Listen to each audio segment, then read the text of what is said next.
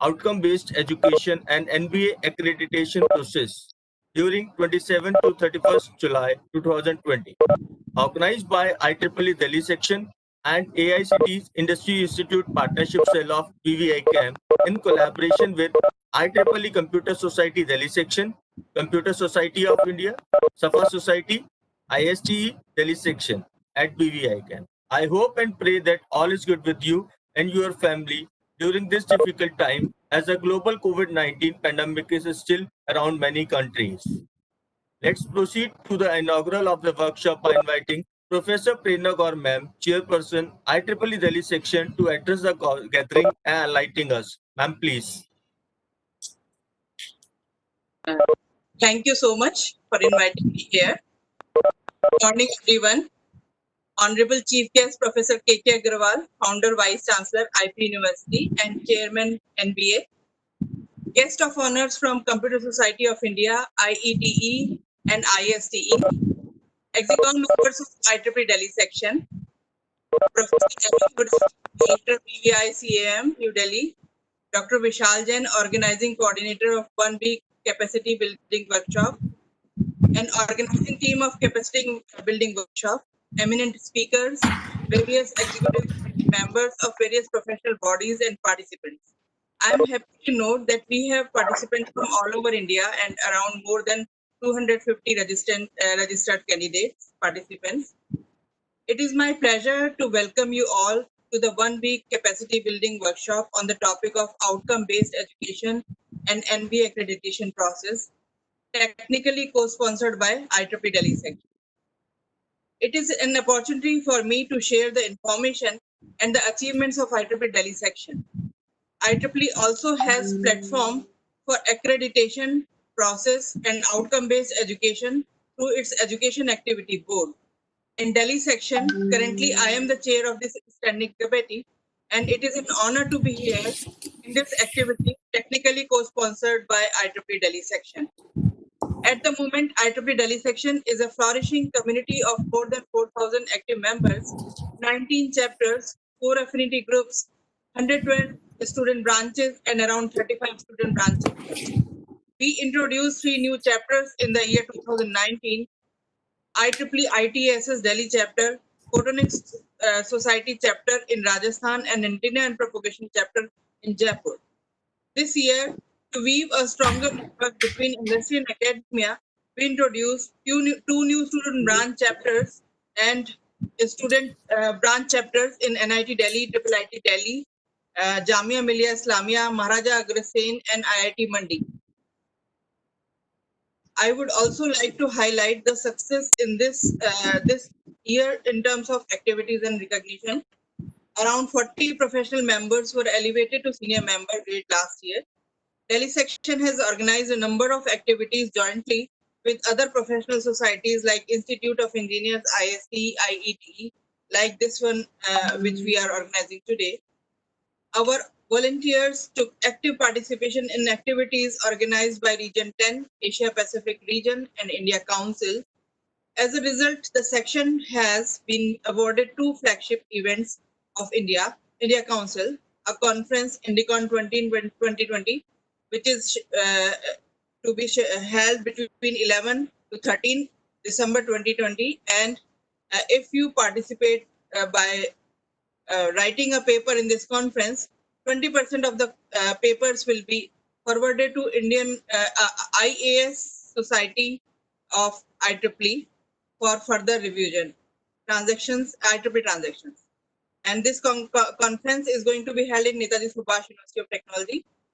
If the situation improves, it will be face-to-face. Otherwise, we have to decide in the month of August that whether it should be online or offline.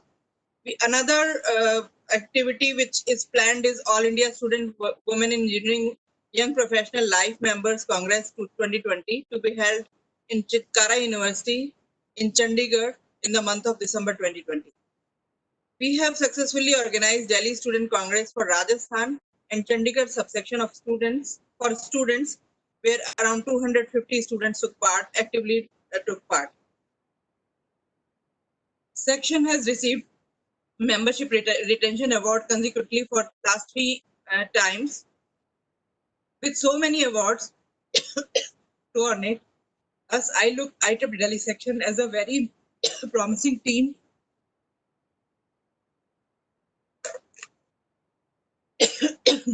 Coming now to this 1 week capacity building workshop, with high hopes, I wish every participant here to get benefits of knowledge disseminated by eminent speakers through this continuous flowing stream created by this team from Huda. And I congratulate Professor Huda and his team for successfully conducting this seventh activity continuously. Now I end my inaugural speech here, and we are eagerly waiting to listen Professor K.K. Agarwal. Thank you so much. Thank you so much, ma'am, for enlightening us. Now, I would like to invite Professor Amenodo sir, Director BBI CAM, New Delhi, for a briefing on background note of the workshop. Sir, please. Good morning to everyone. Honorable Chief Guest for this inaugural function, my mentor, guide, and a source of inspiration, Chairman of National Board of Accreditation, former founder, Vice Chancellor of Guru Gobind Singh Indraprasth University, and noted academician of the country, Professor K.K. Agarwal, sir. Valued resource persons of this workshop, Professor P.S. Grover, Professor B.S. Pabla, Professor Sanjeev Sofat, Professor Guru Prasad, Professor Dharmendra Kumar, my friend from IEEE, Professor Prerna Agor, Chairperson of IEEE Delhi Section, the Vice Chairperson of IEEE Delhi Section, Professor A.Q. Ansari, and highly esteemed participants from the very, very premier institutions of the country. It's my proud privilege to welcome you all. When we launched this program, we were having some hesitations, but the great poet has said, and that was an strength to me, and then the constant guidance of Professor K.K. Agarwal sir was an strength to me. The great poet has said, जो सफर की शुरुआत करते हैं वो मंजिल तो पा ही लेते हैं, जो सफर की शुरुआत करते हैं वो मंजिल तो पा ही लेते हैं, क्योंकि अच्छे मुसाफिर का तो रास्ते भी इंतजार करते हैं. I take this opportunity to pay my deepest gratitude to Honorable Chief Guest Professor K.K. Agarwal sir, and pay my thanks to all the participants who from different parts of the country have joined this program despite huge disruptions in and around us. The basic message of having these programs are that learning must continue despite all disruptions. Now, in which sphere learning will continue, that is a matter of deliberation, or that is a matter of participation. Friends, if we see last 15-20 years, you will accept that change is only constant phenomena on this earth. There is nothing constant on this earth. Particularly last 3.5 months, we have seen that traditional business processes, not only in industry, also in academia, centuries old business processes have changed and changed a lot and are still changing rapidly. And if we do not accept changes upfront, probably the market competition, the forces, the external factors will change us. Gone are those days when the big fishes used to eat the smaller one. Now the days have come when the fast will beat the slow. And when I'm talking of the fast will beat the slow, I'm talking in fact that those who will be keeping pace with the changing requirement will only sustain in longer run, will only survive in longer run. And when we are doing this,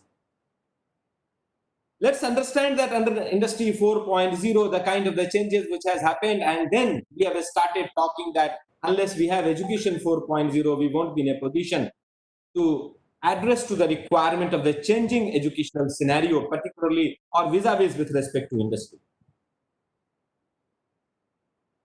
Having said that, the kind of the situation or kind of the dichotomy with which we are going on, with which the entire academia in the country is going on, that at one hand, the gross enrollment ratio of our country is much lesser than the gross enrollment ratio of the developed nation. On the other hand, whatever the gross enrollment ratio in technical higher and technical education we have, that is, we are not able to fill more than 50% of the seats. Even in some cases, it is much lesser than the 50%. And when we introspect this situation, why are we having this kind of problem? I'm reminded of the fact that probably we are missing focus. The way we don't like to board an aircraft for which we do not know where the destination will be, where the aircraft will land. Exactly in the same way, academia will also go ahead. And then, if it is not so, how do we expect that students will join us without knowing what will be the outcome of this program, 2 years program, 3 years program, 4 years program, maybe immediately after completion of the program, 5 years down the line after completion of the program, and 10 years down the line after completion of the program. Unless we are in a position to tell them clearly, unless we are in a position to project it clearly that these are your outcomes, these are the purposes for which we wanted to enroll you and we wanted to teach you, and you should be happy for taking admission in our institution, the situation will not improve. And that's how quality versus quantity, the discussions are going on in every sphere of the academic system.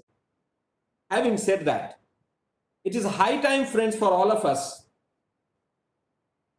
to decode our entire academic processes, decode the processes which we are applying in day-to-day teaching learning system, understand them, analyze them, evaluate it, and then find where are we right and where are we wrong. Wherever we are right, those are best practices. We need to rigorously practice them. Wherever we feel that there is a need to improvement, and there is always need to improvement, we need to introspect and improve upon them. In fact, all quality models and NBA accreditation system is no exception to that. Is primarily a model which believes in process improvement, in bringing quality through process improvement.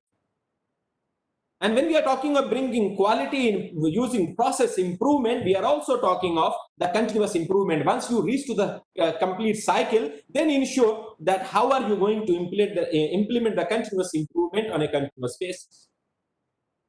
Heroes and champions are apart as an exception, but no system in the world will be in a position to improve if we do not have a documented process. And that's how we started talking the entire philosophy of outcome-based education. That can we ensure to tell my learners, can we ensure to tell my customer upfront that these are your outcome right after completion of the program. These are your outcome, and this is the expected outcome 5 years down the line. This is the expected outcome 10 years down the line. And if we have that kind of processes in place, can we go through and integrate these changes, this reorientation, this realignment in entire academic system? Let it be our syllabus, let it be our examination system, let it be other forms of evaluation and assessment, let it be other curriculum related issues or the institutional practices. The bottom line will be that all these processes or the best practices will need to be institutionalized across the organization. And unless we bring these changes, things will not happen, quality will not improve. The stakeholder or the customers, the would-be students, will not be in a position to develop confidence in us. And unless we develop that confidence amongst the students, unless we bring these changes, unless we realize that we need to change in a big way. The other day, Professor K.K. Agarwal sir has said in our own program that we need to format the entire education system. the quality will not come. And that's how a great poet has said that इंसान घर बदलता है, लिबास बदलता है, रिश्ते बदलता है, दोस्त बदलता है, फिर भी परेशान क्यों रहता है? क्योंकि हम खुद को नहीं बदलते।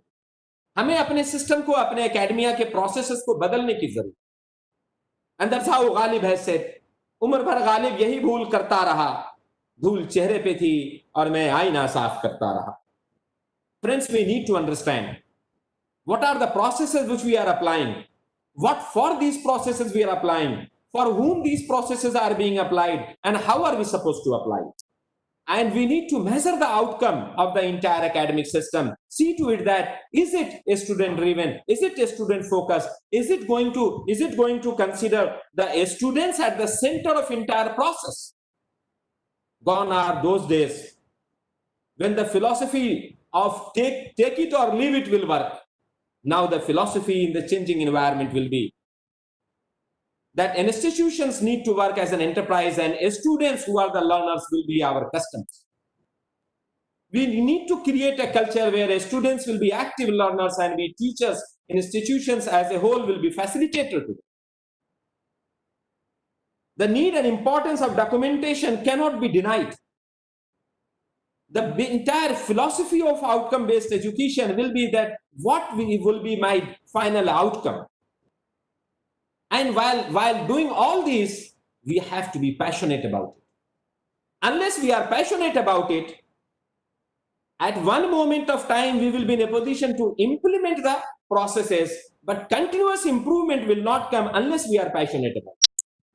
And that's how I keep saying, all of you are great teachers from your respective esteemed institutions.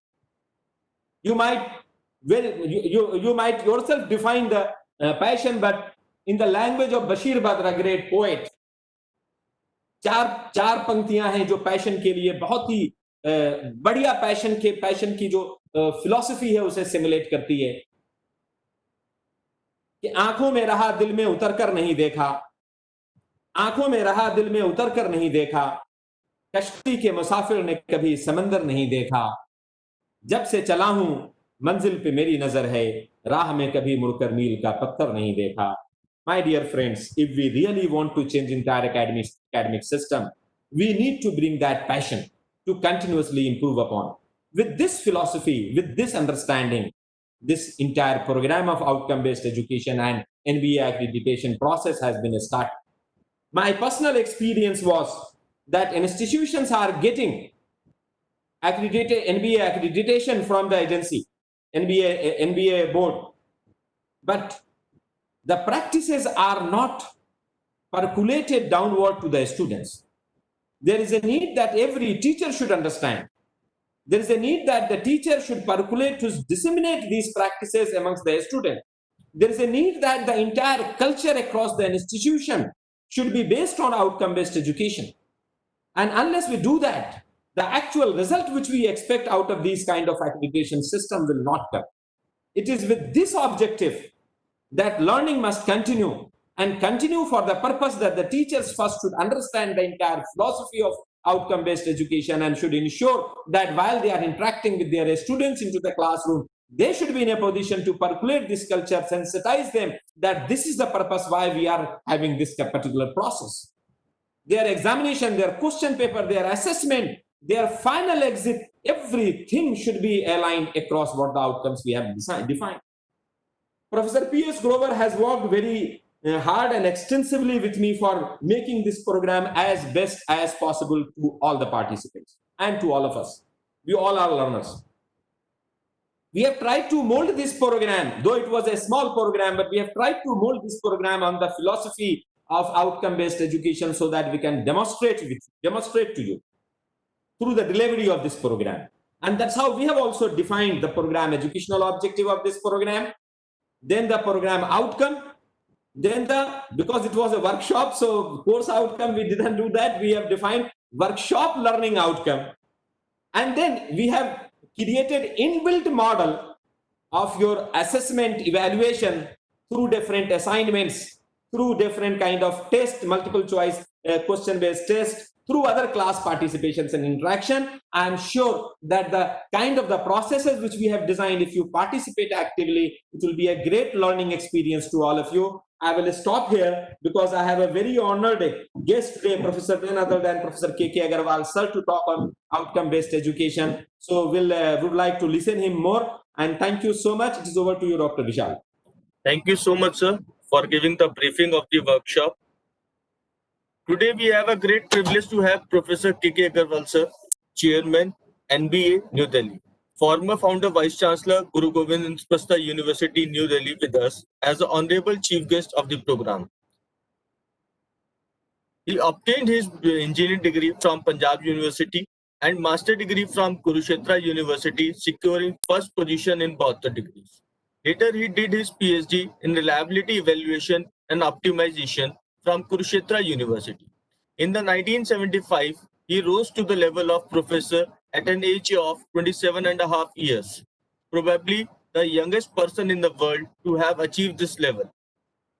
After a distinguished service of 27 years at NIT Kurukshetra, sir was appointed as a Pro-Vice Chancellor at Guru Jambheshwara University, Technical University of Haryana, Hisar, for a period of 3 years, and then in 1998 appointed as a Founder Vice Chancellor of Guru Gobind Singh Inprastha University, Delhi. He continued on this position up to November 2008. He was honored by the Reliability Society of IEEE USA for his services as a guest editor of the special issue of State of Reliability Effort of the Indian Subcontinent. He was declared as a Man of Decade, Man of the Century, and the finally Man of the Millennium by American Bibliographic Institute US. He was awarded Dilli Ratan by the All India Conference of Intellectuals. International Biographic Centre England has published his biography in the first 500 at the Millennium in July 2000.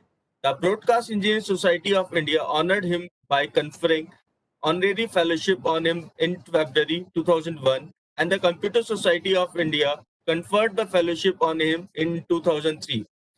Sir was conferred Distinguished Fellowship in 2010 and was the first Lifetime Achievement Award in 2011 by the Institute of Electronics and Telecommunication Engineers, India. Computer Society of India was conferred the Lifetime Achievement Award to Sir during 2016. Now, I request Sir to please address the gathering with your words of wisdom. Sir, please.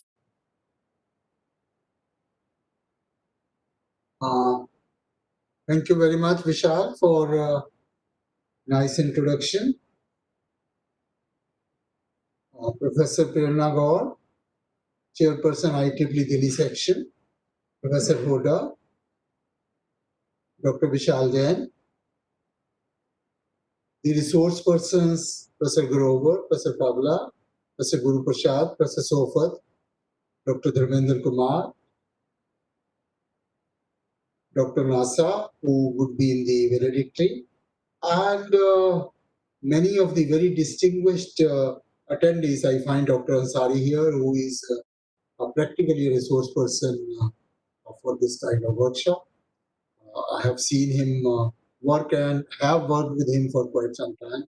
So he'll be able to give quite a bit of inputs in this workshop. As Professor Hoda told, the basic idea of this workshop was conceived by Professor Grover, who has been associated with NBA for quite some time, has been visiting institution, has been guiding institution, and I find him passionate about outcome-based education and accreditation.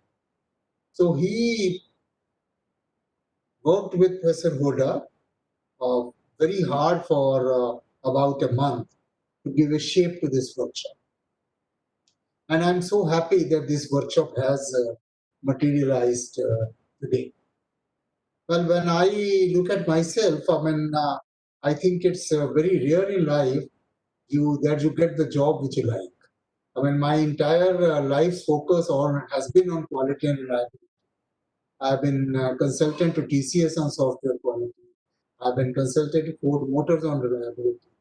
I've been consultant to PSLV on reliability. But in country like India, you finally get something to do, which has got to do something with your passion, is something very, very rare. And I feel one of the greatest blessings of God on me, that I was asked to be an important part of the National Board of Accreditation and translate my some of the quality concepts for friends. My aim in this about half an hour talk is not to tell you the details of program outcomes, graduate attributes, and the 10 evaluation criteria and all that. That you are going to listen from experts in these 5 days very extensively. And I have looked at the list of topics and experts. I'm sure they will do a wonderful job. As a matter of fact, looking at the list of the experts and resource persons, I thought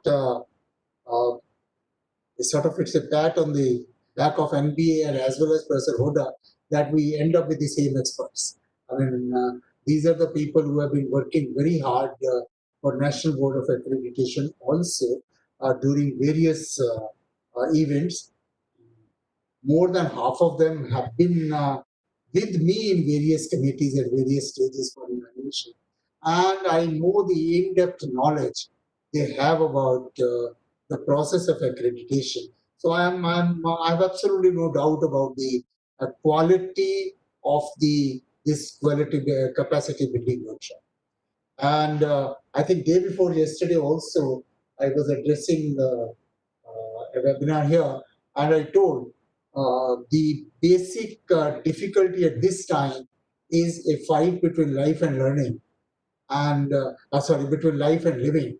In the corona epidemic, you don't know if you remain inside, how do you earn your living, and if you go outside, how do you take care of your life?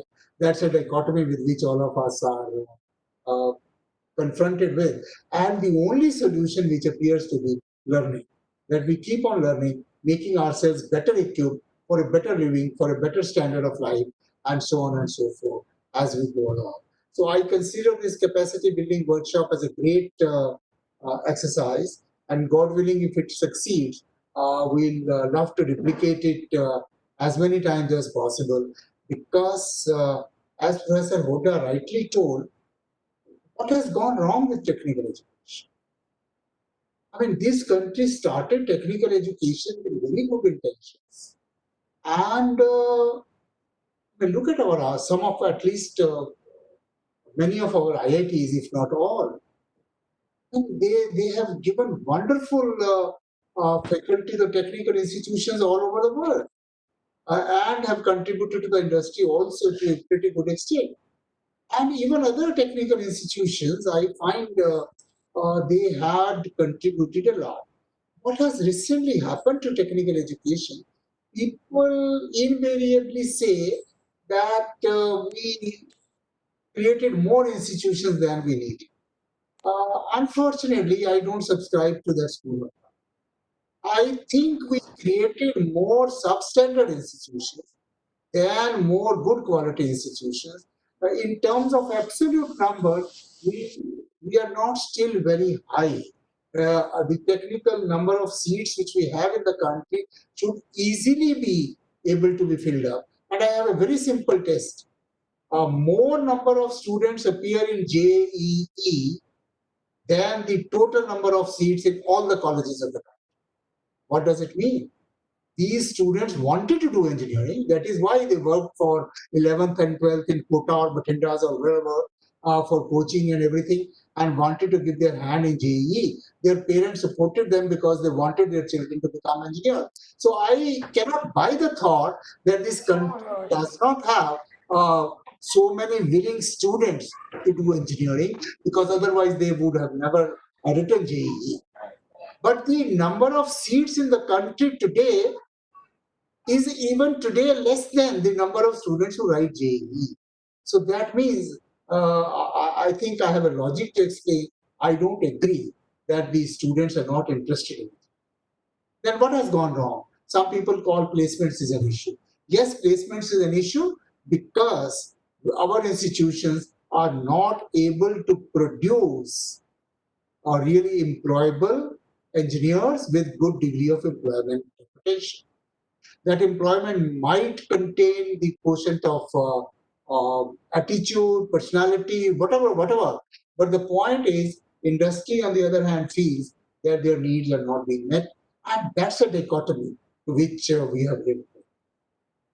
Now, the question arises why it was not happening earlier.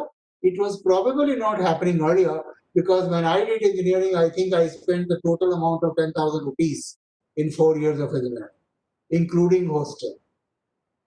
Then probably at that time or a little later, IIT, you could become an engineer from IIT at a cost of 50,000 rupees all over. But now, even in IITs, NITs, but in private institutions, you spend about 10 lakhs to become an engineer. Now, including hostel. Now, if you have to spend 10 lakhs or if your parents have to spend 10 lakhs to make you an engineer and you still are not assured of quality education, that's the dichotomy in which we are living with. I hope all of you are, in addition to being teachers attending this workshop, are parents or guardians and something like that. And you will still appreciate to spend 10 lakhs for one child's education in this country is still not a joke. It's quite a tough thing to do, and families struggle like anything to do that. And after that, if the quality is not assured of a level which can make you a successful engineer, the depression is obvious, and that is what we are going through. So therefore, my take is the only one word which can solve the problem effectively is we have to make sure that the technical education which we provide is of sufficient quality.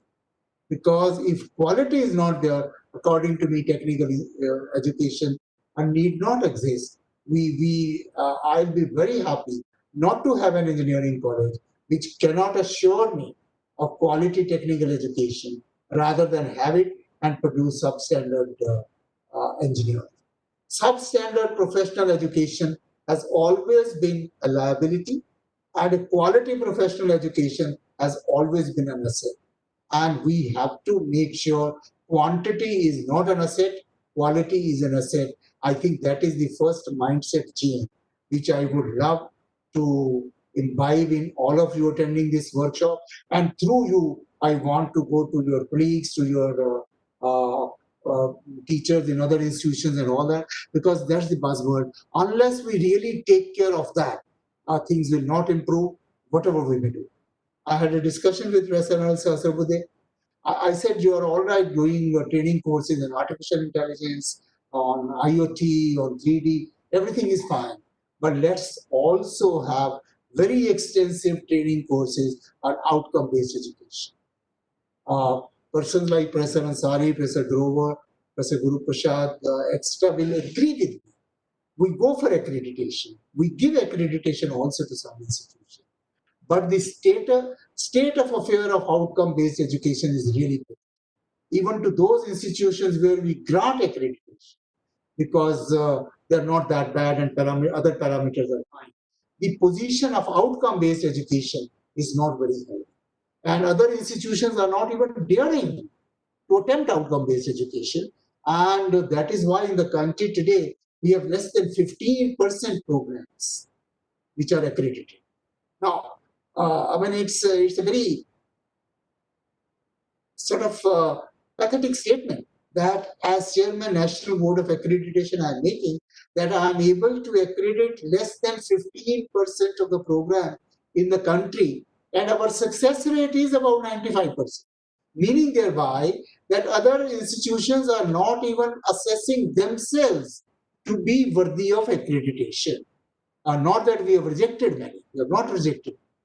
So the point is that you yourself are not acquiring the confidence that you are worthy of accreditation, and that's my worry, and that's what I wanted to address, not address to sensitize you that this is one thing which we have to take care of. Friends, accreditation is not new, quality is not new. We have been talking about quality since the history of civilization. I read somewhere even in Harappa civilizations, we found embedded tablets on which it was written, if the product fails, I will guarantee you 10 times the sum or something like that. So quality was a concept in the history all through, but quality was really never understood very properly. Reasons are very simple, because many a time we couldn't even define quality. And there is an encyclopedia which is on record to say that the quality cannot be measured. And he goes on to say, just as you can't measure beauty, just as you can't measure honesty, similarly you can't measure quality. He goes on to say, you say that X is very beautiful. You never say X is 96%. You all the time say that so and so appears to be a very honest person. You never say he is 93% honest. So measurement of honesty, measurement of beauty is very difficult, and similarly measurement of quality is also very difficult. Now that's the concept with which we started, because it was a very nice concept to begin with. And but then Lord Kelvin, who said, unless you measure, you cannot improve. So therefore, we had to go in for measurement of quality.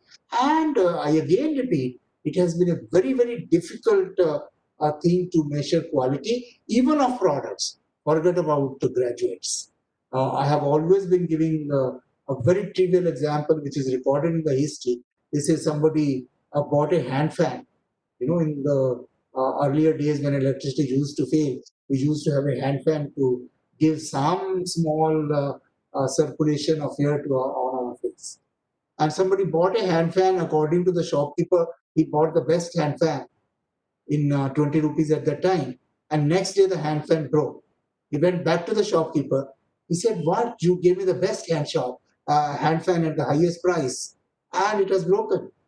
Since well, it is the best hand fan, but do you know how to use an hand fan? He says, "What nonsense, it's so simple. You use the hand fan like this always." He says, "No, this is a special hand fan. You have to hold the hand fan like this and move your neck like this. So then it will not break." Now, so that is the kind of concept with which we started living, deceiving each other. Consumer deceived the supplier, supplier deceived the consumer, and so on and so forth. So we all lived with it. When I came to quality of education, it became still more difficult concept, because it is a very highly intangible product, the graduate of an institution.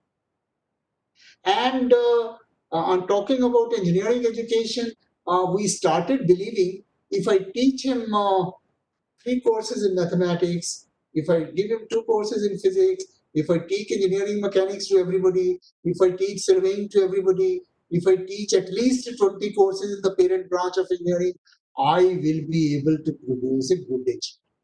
Now, that was the methodology with which we started. And very crudely speaking, I say this methodology is, all of us know a house is built up of bricks, cement, sand, steel, so on and so forth. I can even estimate, the civil engineers do that for this particular house, you need so many thousand bricks, you need so many bags of cement, you need so much sand, you need so much RCC, and so on and so forth. But if I put all that in any fashion I like, will I get a house? That's the question. You do not get a house by using all the required ingredients in a manner, whatever random manner. You never get that. So how do you use those ingredients is important. That only gives you a house or a good house. Every book gives a recipe of every dish. Now, if I look at the recipe and start making a dish, I'm sure I'll make a mess of it. What is wrong? Recipe is the same, but some people make a wonderful dish out of it. So this process, which is intangible, converting the inputs to the graduate output was really missing in the finest sense of the word. And that is why the word moved on to outcome-based education, and India per force had to go to outcome-based education because we wanted to become a member of the Washington Accord. Now, Washington Accord is an accord which is a sort of MOU which now has about 20 countries in the world, which is designed to ensure international mobility of engineers all over the world.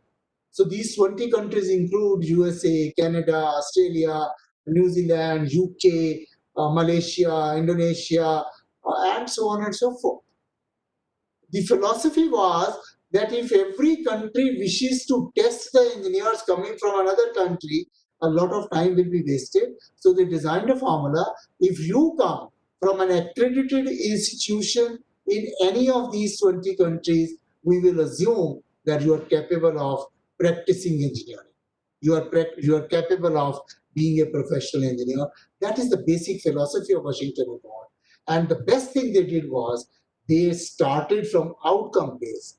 They defined that a graduate engineer, from whichever branch it may be, he must have these 12 attributes. Unless you have these 12 attributes, you cannot be an engineer.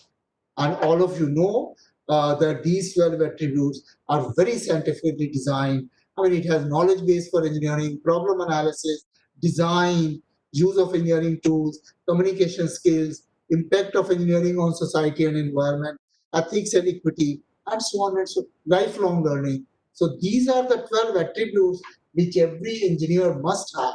And if an engineer does not acquire these 12 attributes, according to the Washington Accord and also according to NBA today, he is not an engineer. Even if he has got A grade in everything, he is not an engineer unless he has these 12 attributes. In addition to this, you can have a couple of program-specific outcomes, but general philosophy is whichever is the engineering discipline, these are the 12 attributes which must be imbibed to. Of course, if it's a complex engineering problem, you will have different problems from electrical engineering, different from mechanical engineering. So automatically the domain will come in, but basically these 12 attributes must be satisfied. And unless you are able to connect this, you are not able to produce what we feel is a right engineer worth something. And therefore, outcome-based education means we define an engineer. These are the 12 properties of an engineer.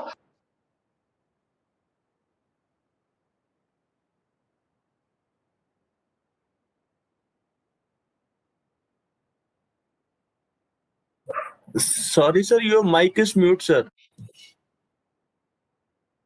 उत्तम unmute कर लो वहां तुम sir ने कर लिया Now it is clear, sir. It was always like that. I don't know. Anyways. Okay. So the point is that whatever you do, this must connect to one of those graduate attributes. So my basic rule, empirical rule for all of you as teachers is when you finish your 1 hour class or one laboratory, or you attend to them in extracurricular activities or in project, or you guide them in internship, whatever you do, at the end of it, ask yourself a question.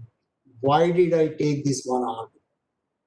And you must be able to go upwards to take it to one of the graduate attributes at least. Otherwise, that 1 hour is a wasted 1 hour, is not a utilized 1 hour. And because all of you are engineers attending this, I just say, for example, supposing you are trying to produce electronics and communication engineer, and communication system design is one of the requirements of electronics and communication engineer. Now I know if he has to design communication system, he must be good in designing sampler circuits, hold circuits, ADCs, DCAs, and so on and so forth. Therefore, he must be good in circuit analysis, including the transient behavior. And if he must be good in circuit analysis, including the transient behavior and the steady state behavior, he must understand differential equations. Otherwise, transient behavior he just can't understand. And if he has to understand differential equations, he must know integration. Otherwise, he can't solve differential equations. And if he has to understand integration, he must know differentiation. Then only he can appreciate integration. That is why In first course in mathematics, I must teach differentiation. In next topic, I must teach integration, then differential equations, then partial differential equations, then transient analysis, then circuit analysis, then sampler circuit, and then communication system. If I'm able to make this connection, then only it's outcome-based education. Otherwise, I have invariably talked to mathematics teachers, physics teachers. 90% of them are not able to tell me why they are teaching these topics to engineering students. Now, well, friends, if that remains the state of affairs, I'm sure outcome-based education cannot happen. I've talked to the students in the laboratory, why are you doing this volumetric analysis? The only answer they have is university ke experiments ki list mein. That is the only answer they are able to give me, that we are doing this experiment because it is listed in the list prepared by the university. Where the hell you could ever need volumetric analysis? They are not able to connect it to corrosion. They are not able to connect it to synthesis of compound. They are not able to connect it to drug design and so on and so forth. And that is why, number one, our engineers are losing interest in education. And I am not at all surprised why maximum failures are in first year. Because in first year, we are never able to tell the engineers that you have come to the right place to study engineering. We teach them mathematics as a separate entity. We teach them drawing as a separate entity. He feels he's learning mathematics, he's learning physics, but he's not becoming an engineer. Now, that is the greatest lacuna in the system, which we have to correct. So my AC test is simple. Whatever you do, at the end of your effort, ask yourself, have I contributed to one of those 12 attributes which were taught to me, which I know? Second thing which I have is, whenever you conduct an exam, whether you give a question of 2 marks or 3 marks, or 5 marks or 10 marks, you must be able to answer. When I am asking this question, which graduate attribute I am trying to test? There must be some attribute out of those 12 which are you are trying to test, and that must be reflected in your examination. If you say write an essay on, why are you asking him to write an essay? If you say invert this matrix, why are you asking him to invert a matrix? Why inversion of matrices is important? So then only the engineering will go to outcome-based education. And if outcome-based education really becomes the style of teaching of all our teachers in all colleges, then only accreditation has a meaning. Real accreditation has a meaning. Unfortunately, accreditation at the moment is when you apply for accreditation, then start preparing big books for SAR, then start teaching your faculty when the team comes what to answer, and so on and so forth. And you do a reasonably good job in the mock rehearsals and visiting team, and we give you accreditation. And after the certificate reaches the institution, they sleep over it for 2 years, and third year when they have to apply again, this exercise starts again. Now, I am sorry if that remains the state of affairs. We are really doing nothing worthwhile for quality education. Quality education will only become if outcome-based education is a daily dose, is a daily routine. As a matter of fact, I'll be very happy if accreditation could be done as a surprise visit. Just go to the institution. They should be always ready, if it's possible. Second very important aspect of accreditation and outcome-based education is continuous improvement. I mean, I am very unhappy personally of those colleges which are very happy to get 610 marks this year, again after 3 years, again after 3 years, again after 3 years, and they can write nicely accredited by NBA. My question is, first time giving you accreditation as 610 is okay. Second time, after 3 years, why should I give you accreditation at 610? Why not at 650? If you have not made any improvement in 3 years, why should you still continue to pass? How can I introduce it? Maybe the source persons can design a system. I personally feel the concept of continuous improvement will only be realized if I am able to draw the requirements of the next cycle while granting the accreditation of the first time. When I give the accreditation for the first time, my letter should go and say, we are happy to grant you accreditation for 3 years. Your marks were 60 and therefore you got it. Next time, I expect improvement in the following criteria by this much at least. Otherwise, we will not improve.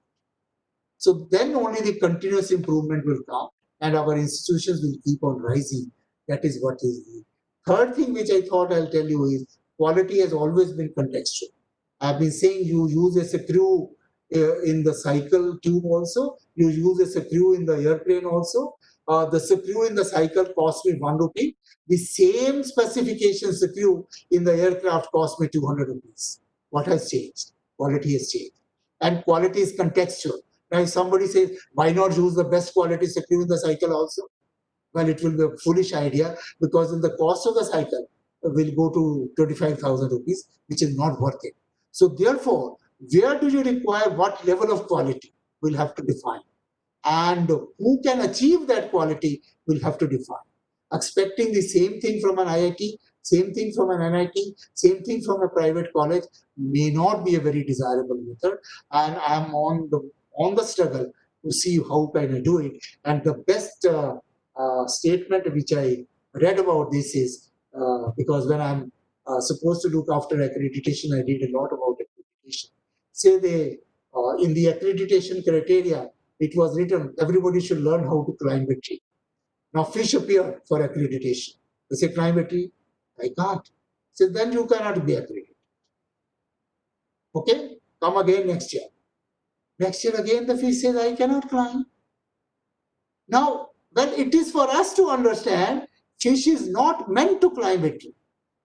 And I will have to design criteria suitable for the fish. I cannot say climbing a tree is a must for everybody to get success in life. So similarly, we will have to define the requirements for different categories of institutions and then convert them to outcome-based education and then try to see how we do that. Wrong judgment is always possible. It is a way of life at times. We will have to bear with it and we will have to believe our teams are very judiciously working. And I can tell with all the confidence here on an open platform, 95% of teaching community does their job exceptionally well with full integrity. And therefore, we will have to have a rule of integrity proven till proved otherwise. We cannot go with asking everybody to prove yourself first, and then only you will be able to assess the institutions. If you are fit to teach, you are fit to be assessed, and so on and so forth.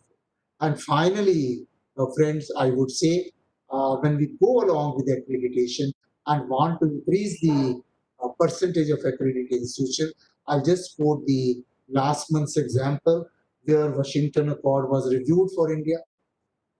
You know, Washington Accord is a very tough exercise. They give you firstly provisional accreditation for 2 years, then they give you permanent status, then every 6 years they review it. Our review was last year, and I'm happy to announce here that we got 6 years further extension of Washington Accord. But the beautiful part is that UK couldn't get it, and we got it.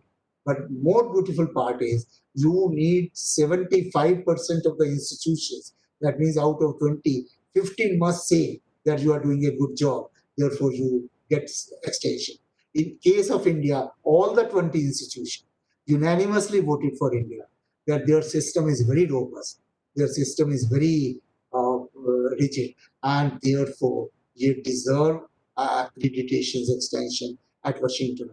That's a good news. But that news also makes me further to, without relaxing standards, how do we increase the number of institutions who get accreditation, become worthy of declared quality institution. My way of looking at accreditation is not a certificate. My way of looking at accreditation is I tell you that now I feel that you are an institution which can deliver quality education. Please work more for better quality education. That's my signature statement on the certificate, not a congratulatory message that congratulations for accreditation. It's a greater responsibility on you, because now society knows that you will be delivering quality education. Therefore, you can't be lax for 2 years. You have to be on continuous improvement. So with these words, I leave it to the very intelligent resource persons, very hardworking resource persons, very experienced resource persons to take you through the week. And finally, I believe whatever I have said will translate into practice at the end of the week for you. And when you go as a process of evaluation, we'll get better results, more in quantity, more in quality. With these words, I convey my all the very best wishes for this workshop, and congratulate Professor Hoda and his team, Professor Garover, and all the resource persons to be able to initiate a good change. And I hope it will result into a very great transformation.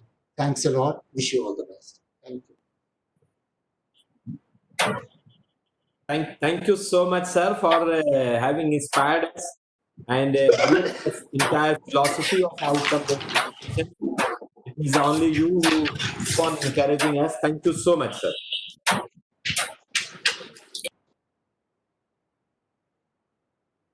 Dr. Vishal, over to you.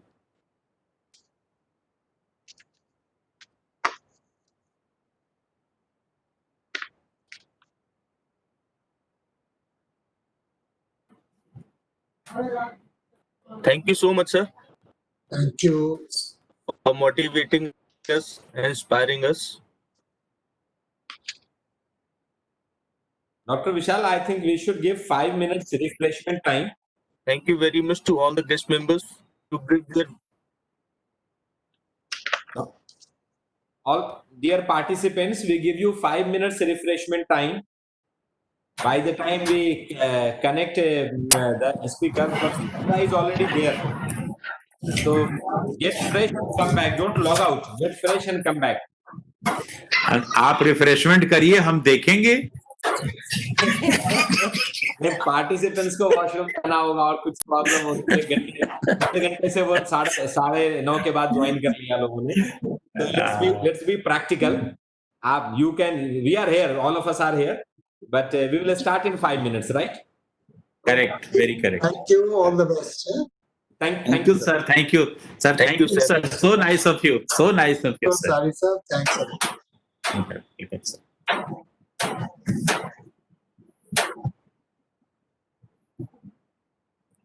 Vishal,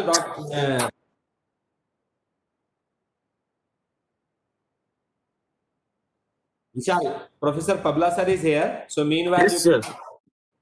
Request him to share the screen and test everything, and then Yes, be sir. ready. Pablo sir, welcome, sir. Pablo sir, namaste. Namaste, Professor Hoda. Professor Thank you very much for giving me a chance to talk to you and all the participants. Thank you, Good sir. morning. Thank you. Good morning. I'm is our ready, sir. PPT, sir. I will try sharing my PPT.